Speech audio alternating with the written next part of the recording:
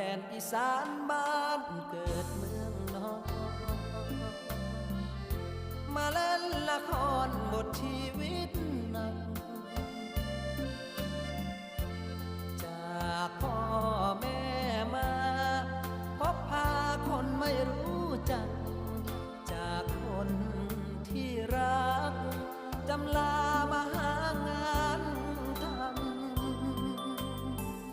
อาบเหงื่อต่างน้ำครั้งอยู่กับงานขยันทุกวันด้วยความ